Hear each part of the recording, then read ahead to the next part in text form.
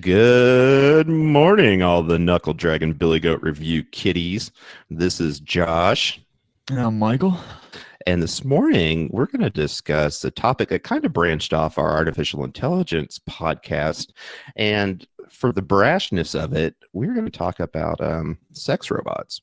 I'm going to call them pleasure bots just because I don't want to say sex like 400,000 times, but that just I don't know how that I came across this, but I came across it in articles, and I've actually watched some videos on it.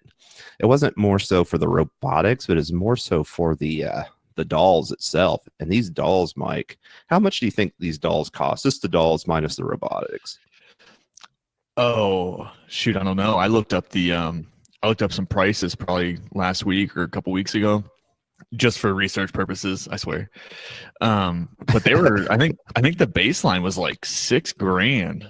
Gosh, and that's like the lowest model you can get. It probably doesn't even have a head or something, no hair, no anything. The Or like mouth doesn't move. that's kind of funny you talk about that. Kind of the prices I was seeing was like $15,000 Oh, minimum. mine must not have been realistic. It was like Step Brothers. Like, it's okay that mine's not movie quality. Right, it's like you're like I could use that anyways.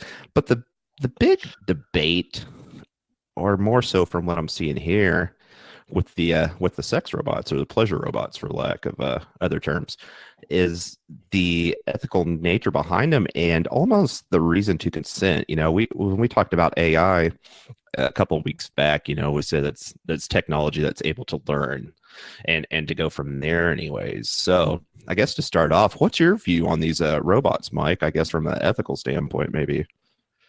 Oh, from an ethical standpoint, Yeah, let's start with ethics. We'll start with ethics right out the gate this morning. Hit it hard. well, from an ethical standpoint, I mean, I don't really see anything wrong with it. Um, I don't think you're harming anybody else. I don't think you're doing damage to anybody else. I do. I am worried about the long-term effects, about what's this going to do when they start becoming cheaper. Um, would men actually slowly stop being with actual humans and want to just transition to the robots, which I think is really weird. And I watched a TED talk by Kate Devlin, where she talks about these sex robots, and she specializes in it. And she doesn't seem to think that there will ever be like this huge transition from normal relationships between men and women and transitioning into just strictly men and robots. She doesn't think that's going to happen. But honestly, I mean, nobody knows. Who knows? We've seen weirder things happen. So, but strictly ethically, I mean, I don't really see any issues with it Yeah, I yet. don't I don't either necessarily. And I like what you said there about, we don't necessarily see the robot human connection being, that way. Men being with female robots, male robots, whatever robots they want to be with. And they're actually making male robots too. And that's where I kind of got the premise for this episode, was to read about the male robot with the the mechanical, giggity giggity going on. Anyways, I think ethically, anyways, from my views, is that more so a robot, as I've been reading, it's programmed, right? Basically, when you look down to the nuts and bolts of it, it's binary code. It's zero false, one true, and we go from there. The I nuts mean, the and nuts bolts. and the bolts of it, get it? But for me, in that point, yes, I think it's fine.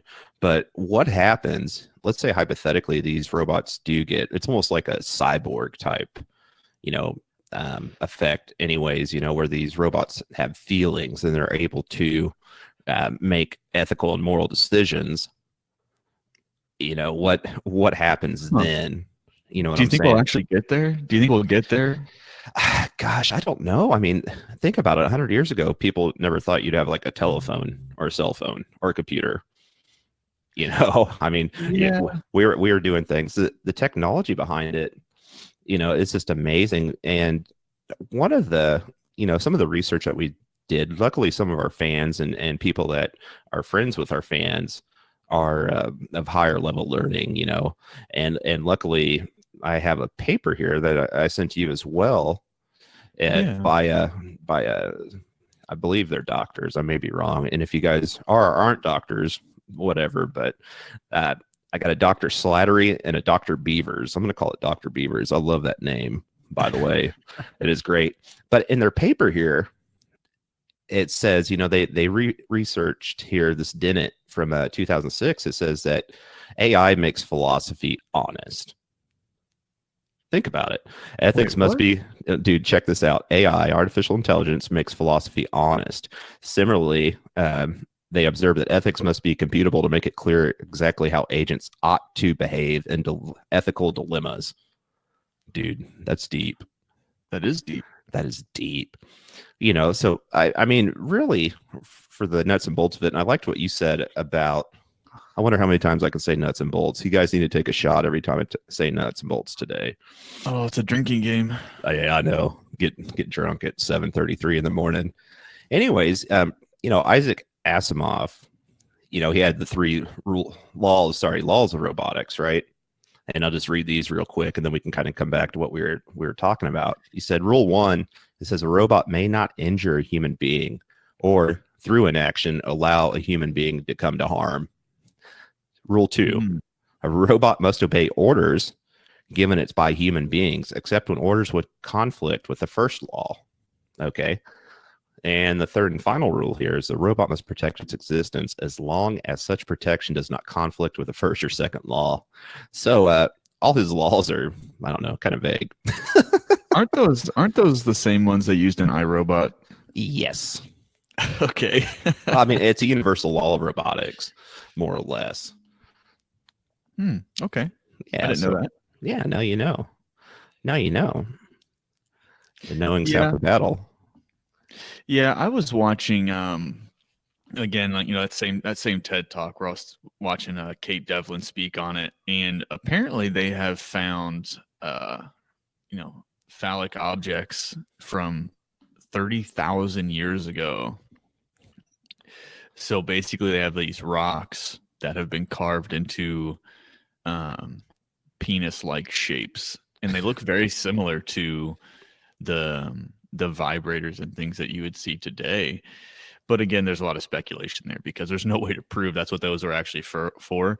Maybe they just use them to like grind dirt into smaller dirt or yeah, like a what is it, a pestle and mortar? That's what they say.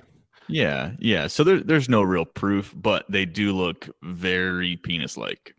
Well, it's funny that you say that. Whenever Mount Vesuvius erupted in around 79 AD, the city of Pompeii, right? So everything's under ashes, okay? So they go to Pompeii to excavate, and they see a lot of these Roman houses, or what they assume are houses, are these like really hedonistic and explicit photos on the walls. So even 2,000 years ago, there's people that are just, hey, you want to look at my naughty photo I have on my wall? Come over, and they take the sheepskin rug or whatever is over the photo. It's like, here, pay me 2 pieces of gold or whatever, and go from there. Right. I mean, that's pretty interesting. But I think from what we're talking about, anyways. So this is all really hypothetical, and this will get you to think a little bit. Okay. Right.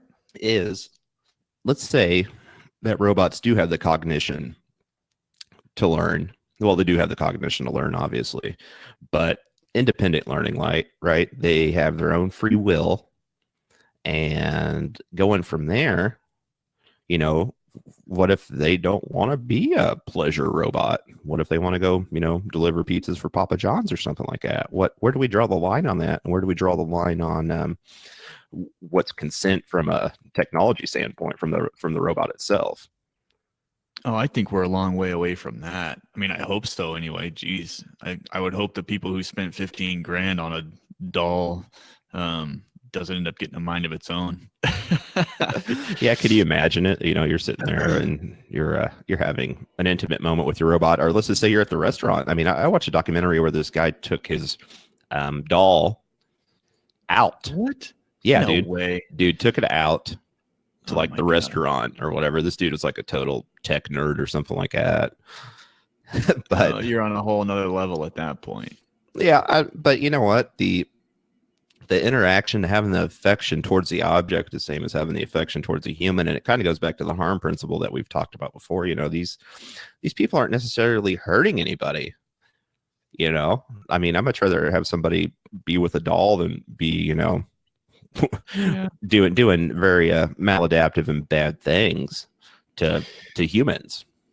Yeah, but so again, some of the reading I did, it showed that I guess in prison systems now, so when you have like sex offenders, they'll use like these sex dolls and sex education things, and they'll make them watch certain things to try and reprogram their brains into more, I guess, what is it, heterosexual tendencies versus like pedophilia and rape and things like that. They try and make it more kind of to make a normalized sexual behavior, I guess is what we should say.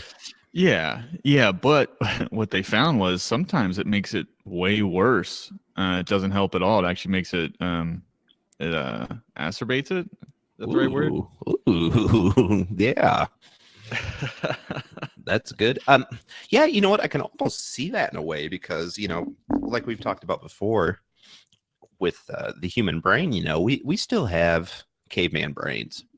It's your lower level thinking, in your subconscious almost, tasks that really aren't something you think about. And in a way, yeah, you can try to reprogram people for what they like. Okay. And in the case of sex offenders, let's just say rapists and, child molesters and folks like that, you can try to negate the behavior and teach them socially acceptable and normative norms. There you go. I guess normative norms would make it an abnormal norm, but that's just a matter of semantics here. But That's so normal. Yeah, so normal. What is normal? But at the same time, I think deep down, really, you like what you like. And that's the long and short of it. If you're an ass man, you like ass. I mean, True that. It's just it's lower level stuff. And can people be rehabilitated? Possibly, quite possibly. But at the same token, though, what somebody likes is what somebody likes, and we cannot change subconscious behavior. Period. But getting back to the robots. All right. Well, yeah, I got a question about the robots in for you. Yeah, go ahead. And this will take it into the ethics, okay? Maybe even morals too. Oh yeah. All right. So we both agree that robots could do no real harm, and I guess in the realm of whoever's using it, whoever's buying it, they're actually not doing anything wrong and they're not hurting anybody else, right? Right. So what is to stop them from making a child one? Ooh. Now I gotta put a disclaimer out there. Like, I'm not into that, and I don't want one either. I'm just saying there are people, and there's going to be a market for that eventually. I know they're kind of tiptoeing around this whole adult female, adult male thing. Once this really kicks off, 5-10 years down the road from now, what's going to stop them from playing on the heartstrings or passion strings of a pedophile? Well, and maybe great. That'll help. Maybe that'll help them. Maybe they'll stop actually hurting, real kids, and they'll just take out their frustration or fantasies on a doll instead of a real person. Maybe it'll be helpful. Yeah, I mean, it possibly could be. And you kind of go down from a societal view on that. We both agree. Probably 99.9% of our listeners agree that pedophilia it's wrong. And it is not productive, and it's quite harmful there. If we look at the harm principle of it with the dolls anyways, what are you harming with a piece of plastic? You're going through, but here's my counterpoint to that, right? It would be good to have something like that for folks that possibly think that way, but then what would happen whenever they get bored with that? You know what I'm saying? When they want, because a lot of times with, if you think about your risk reward system in your brain, you do things to a certain point that you take risk, and for me, I think it sets kind of a negative viewpoint on a lot of this is that, yeah, that they may have these dolls that, resemble young children or something like that. And yeah, it may decrease some of the some of the, criminal activities. But at the same time, though, kind of like what you were talking about in the prison, kind of come back into the prison setting there, is that maybe it actually increases that deviant behavior, Mike. So I don't necessarily think that would be a good idea. I mean, even though in theory, in a perfect system, if it was to deter that type of behavior and it stayed that route, I mean, it would be a perfect solution, I think.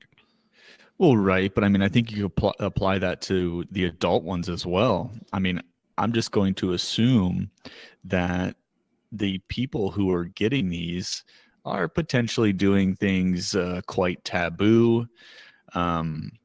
So, I mean, what if you're right. What if they get to the point where it becomes boring and they want something more lifelike, excuse me, or realistic? Do they then venture out, and if they can't find it, they then take it? And I mean, then we're like, are we helping like rape cases at this point with the sex dolls? I mean, what do we do to get people away from them? Somebody who has a sex doll or passion doll and has one for a long time. I mean, how would they perform in an actual relationship, without that human connection? I mean, do they just expect the woman to act like a doll? I mean, I don't know how that plays out. Like, I just don't know how that plays out. I think from what you're talking about, and you can stop me if I'm wrong anyways, is that you're saying, somebody has a doll for X amount of time and they try to go into a human physical relationship. And, Right. and what you're saying is that they try to treat the woman like an object. And that's what came up in one of these articles here, is that the person places value on this object, the doll per se, right? And I think the delineation between that and actual human interaction, it's very level, you know what I'm saying? And more so in the fact that past behavior dictates future behavior. Okay, so if you treat a doll like a piece of crap as a woman or a significant other or as a man or just whatever, and for the listeners out there, we're just going to use the male to female explanations on this, since there's 400,000. I'm not even going down this path, but we're just going to use male. We're going to use male to female. This is another discussion, but Mike, I really don't think that there's that much of a muddy water between it and coming up to consent, right? I'm reading through a Time article right now, and people, they always bring up the issue of consent, which I think it's a good thing to bring up. Now, if the, kind of going forward on this, what if we program these robots to consent? Do you think that would qualify as consent? Are they talking about the robots needing to consent? Yes. Like, let's say it's in the program, right? Let's say me and you are robot developers, okay? And we make these pleasure dolls, and we program it to consent, right? Why? I don't know, but let's just say we do. I don't get it. Let's just say we do. Let's say in the program, a lot of people with these dolls, they want human-like interaction, right? So maybe we put a consent program in here. You got to do X, you get this wrong. And I'm thinking purely like PLC logic, you do this, you do that, do this. Okay. How depressing. How depressing could this be? I mean, you're the guy that, can't get a girlfriend because just from what I've read, I mean, these things usually sell to people who have issues with, actual human interaction and normal relationships. So they purchase these. Just imagine being low, getting one of these, and it even your sex doll that you paid, tens of thousands of dollars for is telling you no. Yeah, terrible. I believe if I had one of those, I probably wouldn't want the consent. Can I get mine without the consent? Well, and here's the same too. Let's just say it's a machine, right? And you talked about phallic devices earlier. What's to say that can't consent? What if you put value on that as a partner or something like that? You put the value on it. Is your vibrator going to be like, well, I can't, I got a headache. I can't do this today. Oh, you're throwing it out and buying a new one. Oh yeah. Like, you gone. You gone. That's what I don't. That's what I just. Gosh, it's a really slippery slope on this. I think and here's another thing too. Oh, this is awesome. You'll like this one. It says, what about you have a brothel of sex robots, right? Isn't that Like, already a thing overseas in like Japan? oh, probably. It's probably in Korea too, I'd assume. I love Korea. Pill sung, buddy. But wow, I wish I would have read this before talking to you. It's basically the same thing, right? And I'm going to read this paragraph here. It says, when we talk about hiring sex robots, people ask if there's another form of prostitution, or sorry, if it's another form of prostitution. This author says they don't think so. It's not really prostitution because it's not with a human. One has to consider intercourse with a robot from a moral point of view as similar to a vibrator. Clearly, there's nothing wrong with using electronic devices to create satisfaction. So why should we be there? Why should there be moral problems with hiring or buying a robot? I don't know. Yeah, no, you know what? Yeah, I guess in a way, if it's purely for something like that. But here's the thing, though, is that people are going to use these items in a fashion that's similar to a quote unquote normal relationship or normal practices, to basically satisfy their needs, right? You sure? I think so. I really do. I don't see many people. I mean, and I haven't seen anybody, but I'm just saying, if I had to imagine, I'm going to assume they're not doing the old standard missionary. Do you think they're like, no, I just have a bat like sitting there like oil drilling or something, like here, we'll go out here. But these dolls, from what I've seen, I mean, I watched a documentary years ago, so I'm not necessarily up to the times on this, and it's not really something that I'm totally for or against. I'm very indifferent about it. And what I think, though, is that here we go. I'll like this one. You'll probably disagree with this. I think it perpetuates a culture of objectifying women or objectifying anybody, really. What do you think? Yeah, no, I agree. And I mean, the pornography industry has been doing that for a really long time. And I'm just going to assume that you have watched porn before. So I'll acknowledge it like that, just like I have in the past. I plead the fifth.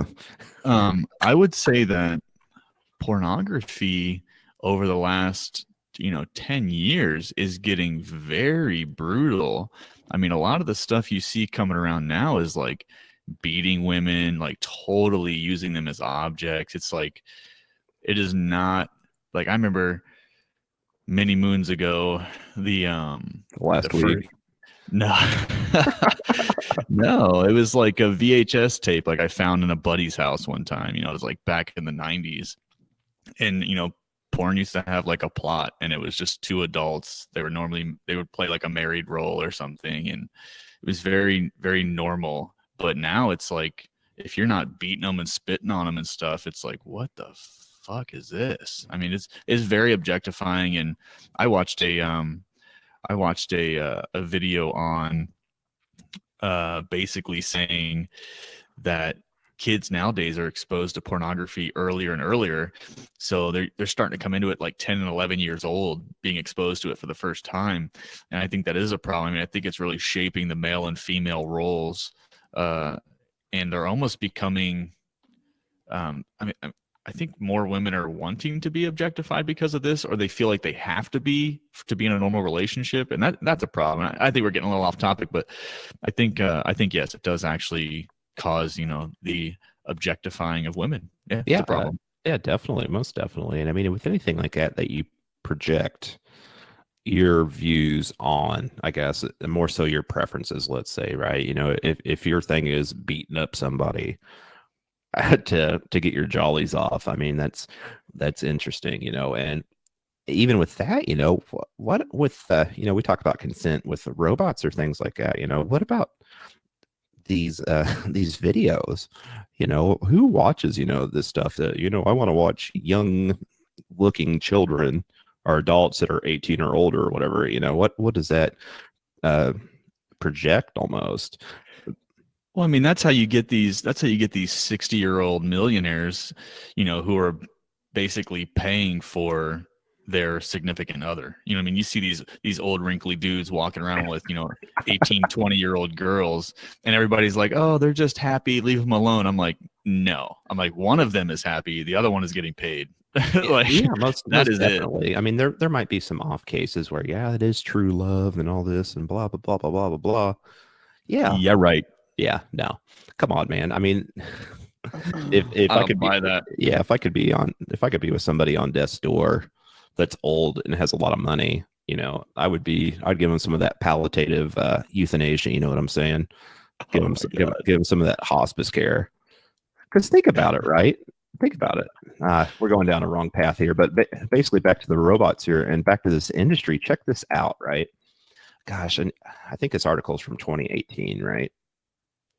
It says that the technology for these robots and basically advanced pleasuring devices, right?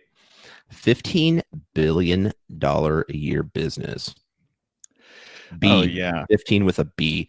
And check this out, right?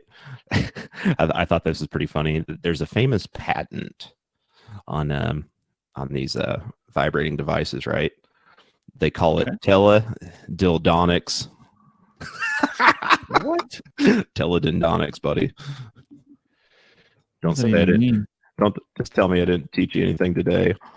So I I kind of agree with, I think it projects the way somebody projects their feelings towards an object, maybe how they project towards human interaction. So with that being said, we talked about the prisons and how they've used dolls or some sort of objects for that, and it's actually increased the maladaptive behavior or whatever.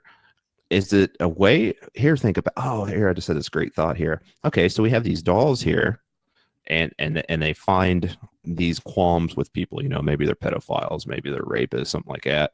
What happens whenever there's the technology for them to kind of alert authorities, kind of spying on them? I mean, we already have that with like Alexa and Siri and everything else. I mean, what if it actually Oh, is? this already happened. Oh, really? Go. Oh man, tell me, please. Yes.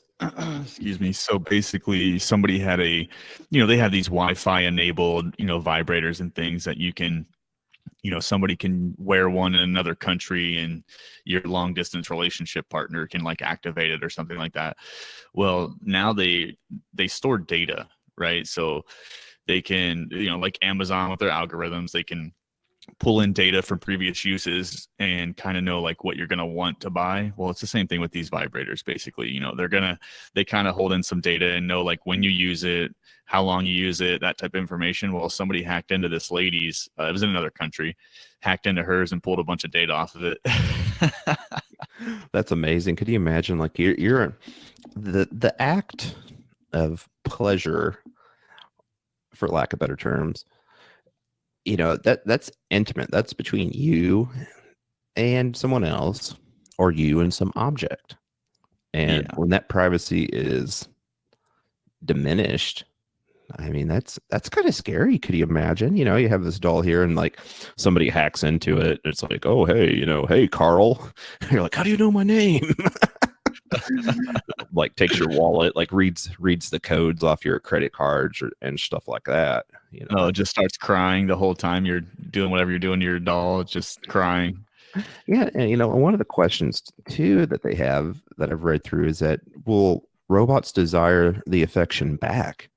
Can you make a robot affectionate and want to participate in adult activities? Oh, they would lose sales so fast. Yeah.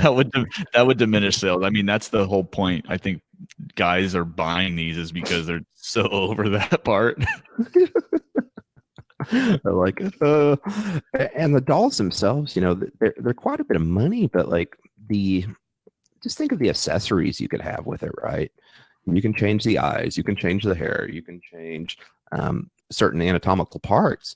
And what I was reading with some of it is like on some of these, there's like 11 different types of the genes you can order, so like I mean, do you want the big roast beef one? I mean, do you want this? I mean, I don't know. I didn't look into it. Like I was kind of interested in it, and I was like, nah, man, I can't see that because some things cannot be unseen in a Yeah, way. they're gonna come out with like some octopus suction cup inside and some weird stuff. They always go way too far with it. Oh, obviously, that's what I don't get. I'm like, man, I mean, how in the world?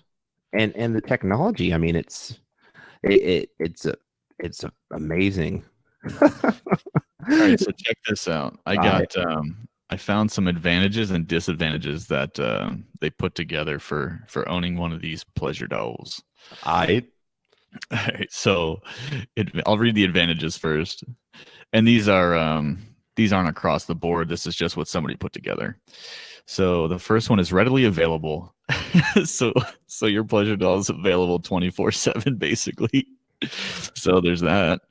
And I don't really understand this one. It says reduces unfaithfulness. Is What, you I know gonna cheat on your doll or what? Well, no, I think it's meaning people who are in relationships, and then they also have this doll. I think a lot of people would see the doll as still cheating. So I don't think that one's true. I know a lot of girls that would be like, that's still cheating. Yeah, I mean, why they're like, well, you can have relations with this robot, but you're not going to touch me. Like, this is weird. Right. I mean, you have these girls who are like, you could have pushed my guts in, but now you're playing with your doll. Okay, bye. So improves performance. No strings attached. That's probably a big one. No strings attached. I know a lot of guys that are like just over the whole female interaction in general with today's 2018 feminism at an all-time high, men shaming. Hey, it's 2019, buddy. Oh yeah, 2019. Thanks, Gillette.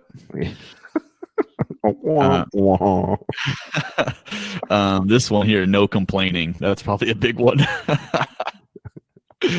Let's see. But though, right? Like somebody's gonna want that. Like you think of this robot here as like a blank slate almost, and you have your options. Kind of like an options on the car. I want the leather interior and wood grain this, and I want a moonroof or something. Somebody's gonna say, you know what? I want the program where the robot nags me, and I want the program where they humiliate me or something like that. Somebody's thinking about that, and it's probably a little bit more widespread than what we think. Oh, I hope it's less than what we think. Gosh, you know what? Whatever you think it is, multiply it times about 100, and that's probably what it is. Can I get the one that just degrades me all day and makes me cry? And you know what? Somebody probably wants that. Oh, dude, number 7 for advantages just says hit it raw. Who wrote this? Like a 13-year-old? I'm not gonna tell you what site I got it from. It's so lame. But yeah, it basically says you don't have to worry about STDs, STIs, pregnancy. That's definitely an advantage on that too. I mean, it God. more so in the way that let's say somebody does have some sort of communicable diseases or some sort of venereal diseases to the sort, they are only propagating it to the doll. I can dig that. Good point. I can dig that, because I mean, basically you're just propagating it to the doll, and that's essentially a good thing, huh? Yeah, I never would have thought of that. To be honest with you. Yeah, what if you're in a relationship, but the problem is, she doesn't want to have sex with you, but you guys are in, you guys just click so well. I mean, this could be a valid option. Yeah, I think so. And what about, as you get older, statistically, the desire goes, down in that region. So let's say you're with a partner that maybe is not that statistic, right? And they need something for normal functioning. I mean, it's, I'll be like, well, I don't want to do work, but I have the Billy Bob, big dick, whatever. I know. Here you go, Billy Bob. You do this, and I don't have to sit there and expend effort, and I can sit there and play my euchre and bridge and watch Golden Girls or whatever, and old Ellie Mae can get Billy Bob. All right, let me read you this sentence, dude. I've been sitting here dying, laughing, waiting to read it. Yeah, Jesus, go ahead. This is a sentence underneath the hit it raw comment, the hit it raw advantage.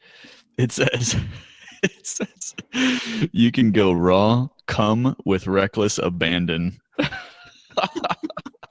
Well, yeah, exactly. I mean, you're not reproducing. I Who mean, wrote this? This is stupid. dude, it has to be like it has to be a high school kid, like, hey man, check this out, or like a college kid, like well early into their career. They want to be an author, and this is all they could find to write about. Yeah, be like, oh, you could do naughty stuff with the robot. Oh yeah, so number 8 on the advantage. This is the last advantage. It said saves you money. No dates, no club nights, no Valentine, Christmas, New Year's, Easter, Ramadan, Salah. It goes through a whole list. Oh, really? Well, I guess so. Yeah. But besides the initial investment, but then you have to think about wear and tear, right? Because Right. it's plastic. Wear and tear, you're going to have to interchange parts. You buy clothes for it. You're just not going to have a doll like sitting around. Like if you're going to commit to this, you're going to commit hard, right? Well, You're 15 grand minimum. yeah. I mean, you're going to commit hard. You know, I wouldn't want like a doll just with like no clothes around my house. You're going to get dressed up, and especially if you're going to go out, like, you know, if that's your partner that you're going to take out, you know, you come into my restaurant with a naked doll and be like, dude, get out. No shoes, Dude, no shoes, if- no shirt, no service. If I ever saw anybody go anywhere with a doll, I would have to laugh. You know what? I would possibly too, but I think I'd be more so intrigued. Like I would want to know why. Like, hey, dude, like cool doll, you know, not making fun of you here. Tell me your story, and then they tell me some sob story or just some sort of like weird story, and be like, okay, that's cool. I'd be like, hey, how come your girl's always got her mouth open in a circle? She smiles like a donut. Just nonstop. I'm like, can your date shut her mouth, please? I'm trying to eat. Fuck. Like, here, I got a breadstick, and just put a breadstick in her mouth. All right. Anyway, let me get back to these All right, disadvantages. There's a couple disadvantages here. Right.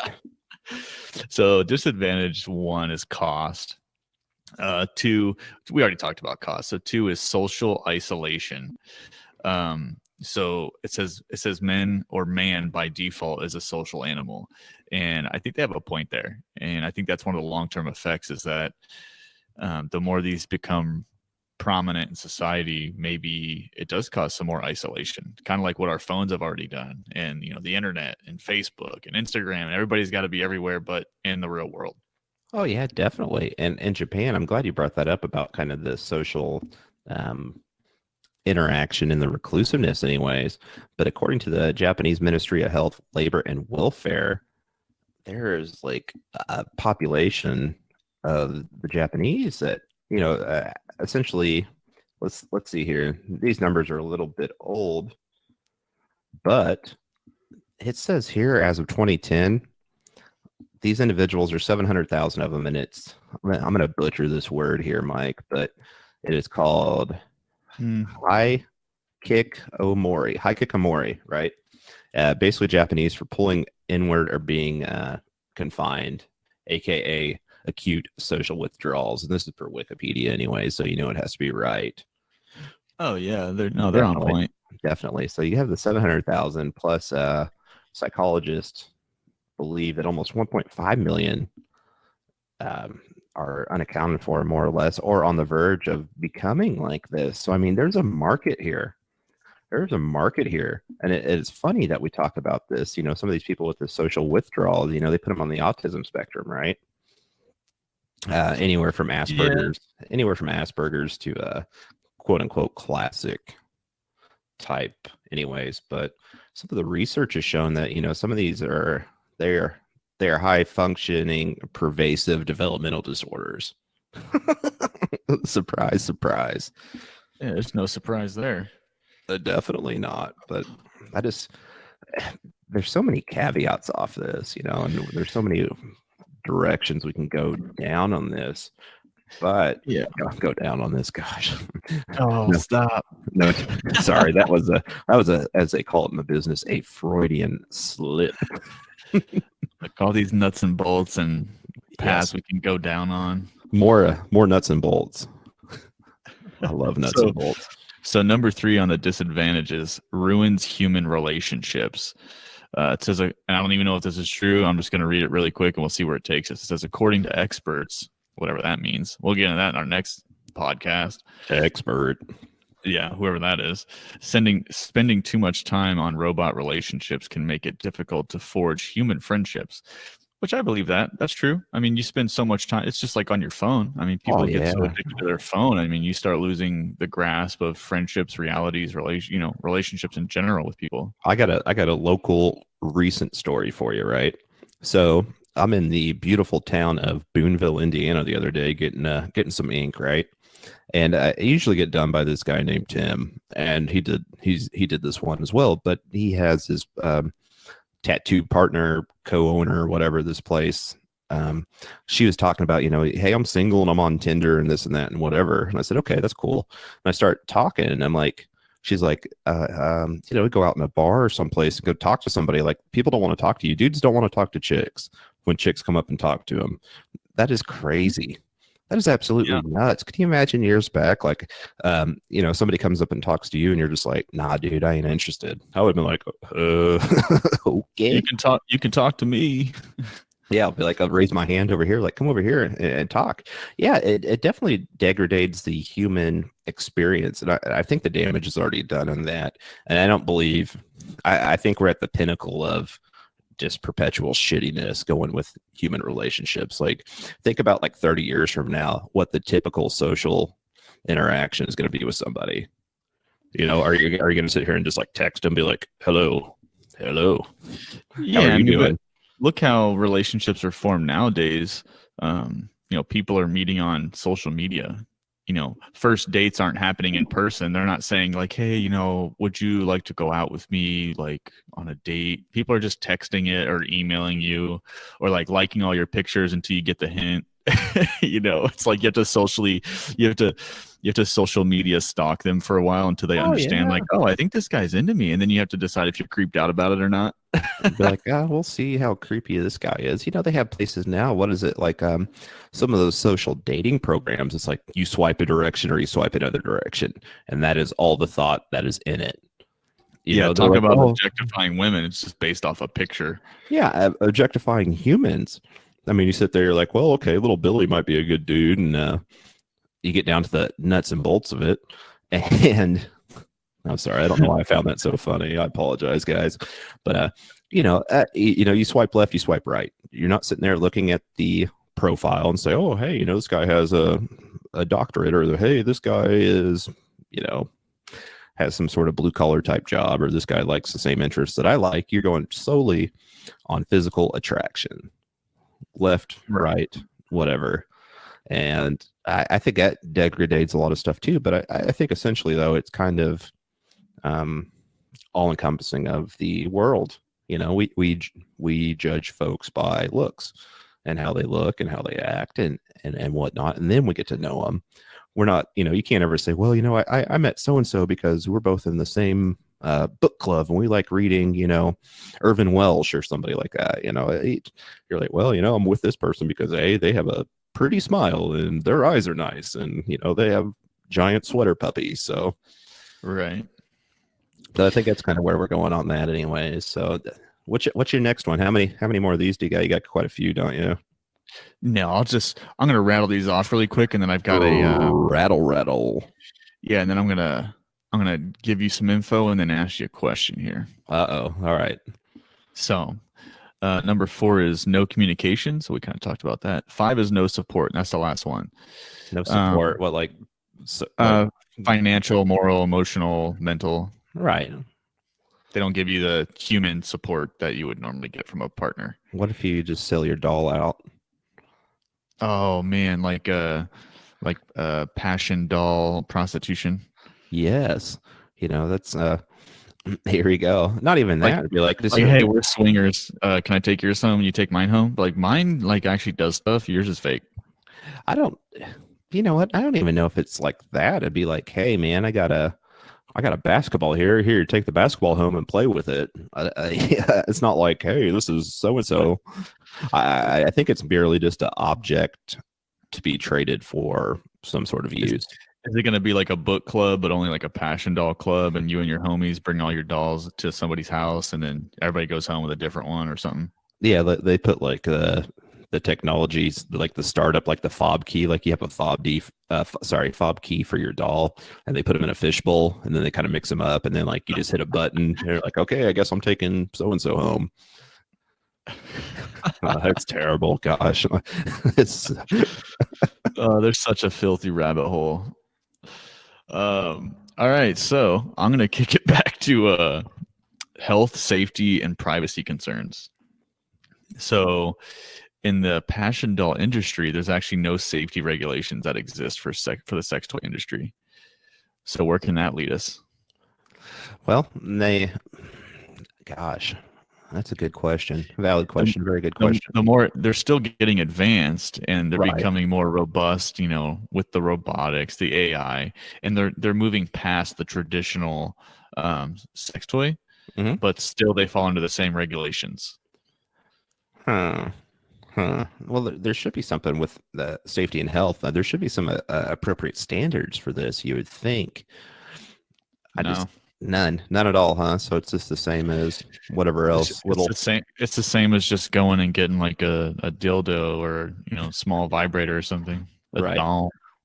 Yeah, that's I think once you get into more complex systems such as these, there needs to be some sort of rules about them or something like that. And these dolls are essentially, if you make them robots or whatever, there's an electrical element to them, right? What happens Yeah. if your robot short circuits or you ground out on it and it kills you? Because you're going to have a substantial amount of power in these robots to make them work. Yeah, they rechargeable, or do they have like a 110 plug you have to plug into your wall and they can only go so far? Right. You can only go 50 miles on one charge or something like that. I would say, I believe from what I've seen is there's a rechargeable battery bank in it. Okay. And the amount of power, gosh, I hope I can find that again. I thought I saw something to the effect of how much power does these dolls use. But Mike, Oh, geez. all you need to basically have a fatal shock is 0.3 milliamps is Well, what you yeah, need. they say it's the amperage, right? Not the volts. The amperage, yes, the amperage will kill you. Yeah. So that would suck for one. Right. Can you Uh, imagine like you're sitting there having like a great dinner or whatever, and you go to grab onto your robot's hand and you're dead? yeah, I think from what I saw, though, these things have warranties. Probably not if you die, but we were talking about wear and tear. Yeah, more Uh, so. Yeah. I mean, you could sit there and like, here, we'll just go mouth. This mouth is so good for 2 years or whatever, and you tear it up in a year and a half. Maybe they send you something, but no, no. See, I'm thinking like, what if you're the guy that gets one of these things and it has like a typical wear and tear of, like you were just saying, a year or two, uh and you're returning this thing in like 3 weeks. Like, yeah, this is like starting to tear. Like it's all worn out. They're like, sir. this overuse. They're like, sir, these have a 3-year wear and tear warranty. I don't know how you did this. They're like, funny, But hey, it has the technology to know what happens. Maybe it data logs. Oh It's no, data you wouldn't logging. want that. Oh no, definitely not. So I mean, you just have to get the cheap ones that you don't need this. Um, Yeah. need that type of thing with it, anyways. So But yeah, so this says sex toys are classified as novelties in the United States. So the Food and Drug Administration, they really can't do anything about it. Nobody can. It's just a novelty item. well, I think once it gets into the social stream a little bit more, they're going to reclassify it. They always do. That's what I'm thinking, anyways. It's not going to be a novelty object whenever it has the potential for harm, in my opinion, anyways. Oh yeah, yeah. How many congressmen and women do you think have one of these? Uh, hmm. Definitely Nancy Pelosi. I think she is one. Cyborg, Schumer, Mitch McConnell. I think Mitch McConnell is. You know what I'm saying? Yeah. Mitch McConnell is definitely. I don't know. Maybe they're like in their little cults. I don't know.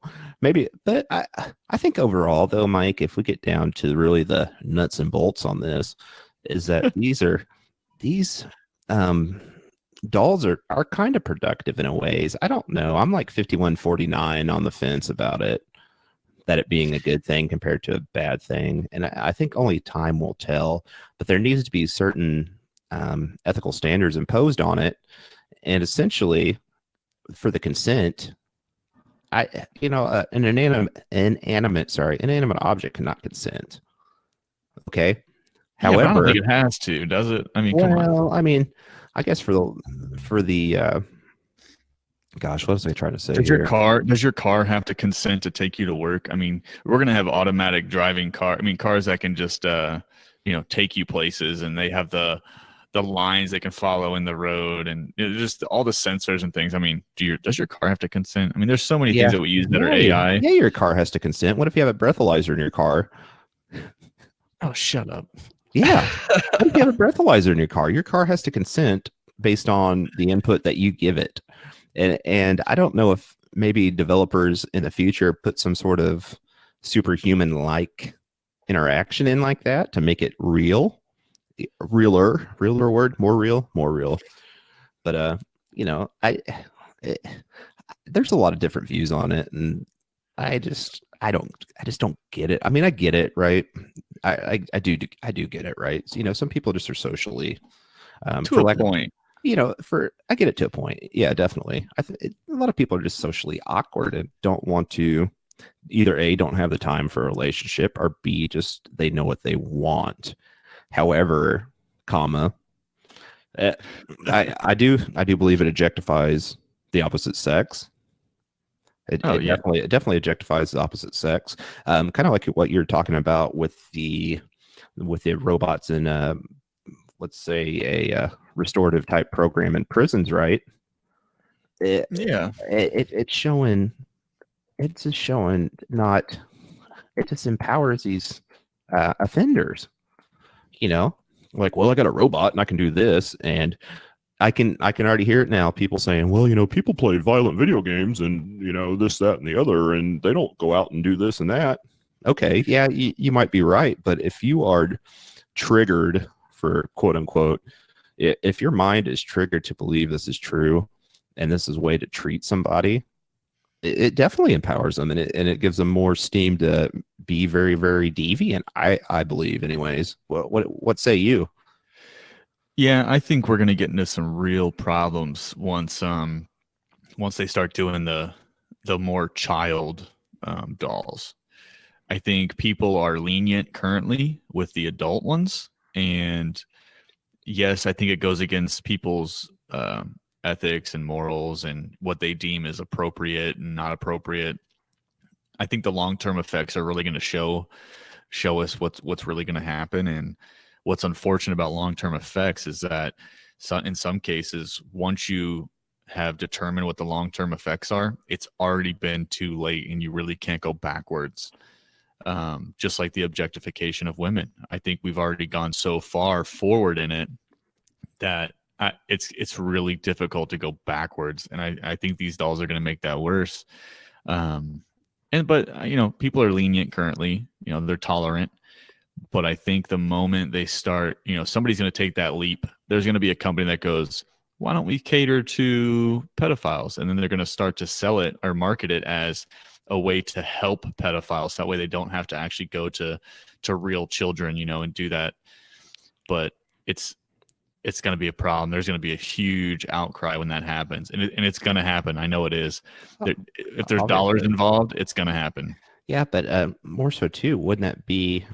I'm reading an article here on Newsweek, right? And basically, this is Australia's legal definition of a child videography, for lack of better words, right? That material describes or depicts a person under 16 years of age or who appears to be less than 16. And I see that there. And I see that there being almost a caveat in a way, right?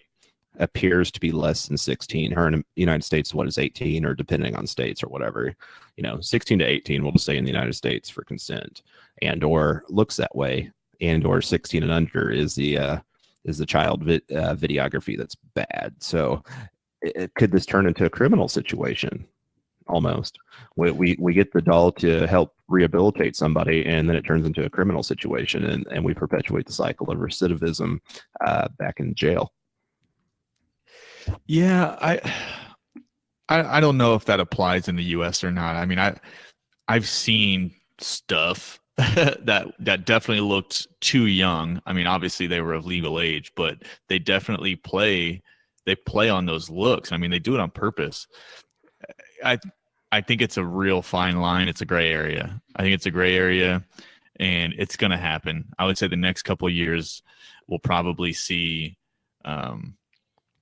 younger than 18 dolls looking, younger than 18 looking. We probably already have that now. I mean, well, like you said, follow the money. Yeah, I mean, I haven't Google searched that. I'm not searching that on my computer. No, I'm not looking at. I'm just waiting for my internet provider to call me and say, "Hey, were you looking up something over robots?" Like, why? Yes. Like, huh? Like, no, it's my kid. I'll talk to him. Yeah, like, oh my gosh, like, why are they looking up these robots? Be like, I don't know, kids like robots. They like the robots. I think I was off. What was that show, The Goldbergs, where the father calls them robots. But I guess, anyways, Mike, kind of to just go over what we talked about this morning. And we talked about the moral and ethical implications of these pleasure bots, passion bots, whatever kind of bots you want to call them. Smash bots. Aren't those toys? Obviously. Possibly So. I'm on the fence about it, and more so,